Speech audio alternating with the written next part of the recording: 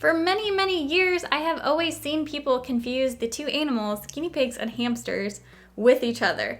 And I've never quite understood why, because to me, these two animals look completely different from each other.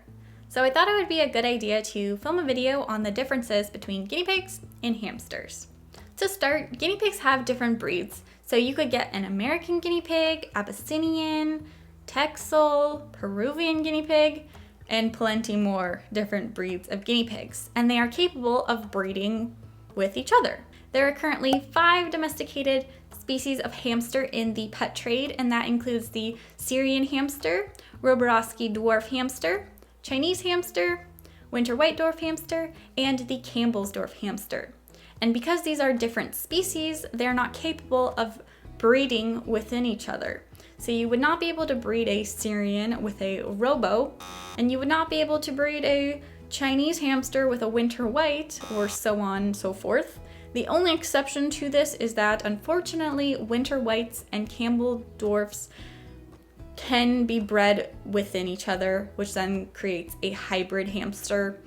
And hybrid hamsters were never supposed to exist, therefore they come with a multitude of health issues and aggression, and unfortunately, hybrids are saturated in the pet trade, and it is very rare to actually find a purebred winter white or a purebred Campbell's.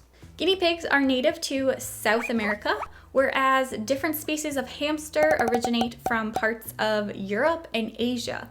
So these are completely two opposite sides of the world. When it comes to the physical differences, guinea pigs can be 8 to 12 inches long and weigh 800 to 1,000 grams, whereas depending on the hamster species, they can be anywhere from 2 inches to 8 inches and 20 grams to 200 grams. So there is an extremely large difference in size when it comes to guinea pigs and hamsters. Guinea pigs would squish a hamster. Guinea pigs do not have a tail, unlike a hamster who does have a tail, not like a rat or mouse or gerbil, but they do have a stub that you will be able to see. Hamsters are hoarders, so they are capable of storing food in their cheek pouches, which can extend all the way pretty much down to their hips, and this is how they create these mounds of food hoards.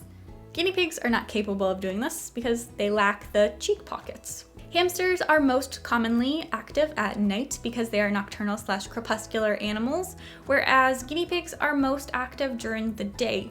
And I would also say that hamsters have a different sort of energy level than a guinea pig. As a hamster owner, you may know that it is a necessity to have a hamster wheel in our enclosures because hamsters have this natural instinct to just be on the move. So they move a lot compared to a guinea pig who actually shouldn't have a hamster wheel, and they don't seem to have quite the same energy levels. Guinea pigs do shed more noticeably than hamsters do. Hamsters do shed, but as hamster owners, it is almost completely unnoticeable. You wouldn't hold a hamster to like a black shirt and then get full of hair, or you wouldn't brush them and have clumps of hair coming out. If you do, that's not a good sign. Whereas guinea pigs, on the other hand, do tend to be more noticeable when shedding, or like when you clean their enclosure, you may notice hair on any fabric items. They shed more noticeably than hamsters. While hamsters are not the best natural climbers, guinea pigs are even worse. They have a very delicate spine, so they're not capable of maneuvering the same way a hamster may be able to. Hamsters do tend to be more flexible and can fit into different positions, whereas a guinea pig really can't. When it comes to the diet, guinea pigs are herbivores, and they mainly would munch on vegetables, pellets, and a large amount of hay. Hamsters, on the other hand, are omnivores and mainly eat insects, seeds, grains, nuts, fruits, vegetables. If they were fed just a sole diet of hay, they would eventually become malnourished and starve to death.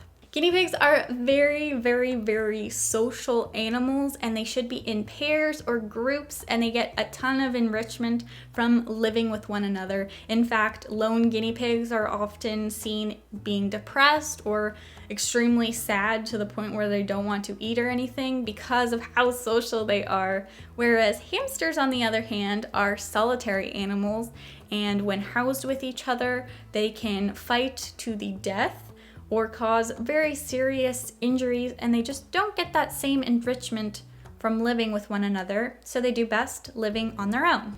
A guinea pig on average can live 5 to 8 years, maybe longer, maybe shorter, whereas a hamster's lifespan is 1.5 to 2 years, sometimes longer, sometimes shorter, but there is a pretty big difference in their lifespans.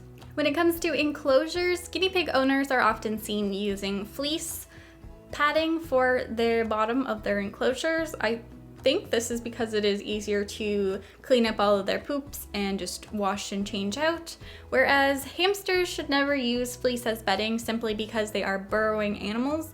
They have this natural instinct to burrow, so as hamster owners we need to use either a safe paper-based bedding or a safe wood shaving so that they are able to perform a natural behavior. Another thing you may notice is often guinea pig enclosures may not have a top or lid on them. This is because guinea pigs aren't known as escape artists, probably because they're not the best climbers, as already explained. So they can't necessarily jump or climb super high. So really all a guinea pig owner has to do is just ensure that the sides are high enough and their guinea pig is going to stay in the enclosure. Whereas hamsters are known escape artists and can climb and chew out of anything they really want to. So it is important that we always have a lid on our enclosures, because if a hamster wants to, they will escape. Guinea pigs are also known for their weeking. They are very vocal animals and they week when they are happy, whereas hamsters are very quiet animals and they don't tend to make a lot of vocal noises unless you do get a vocal hamster who may squeak a lot, but it is nothing compared to a guinea pig weeking when they hear some vegetables. So I hope this video has been able to show the differences between these two animals and show how very much different they are from each other. The only similarity these two animals have is the fact that they are both rodents. So I hope you guys have enjoyed this video, and I will see you in my next one. Bye!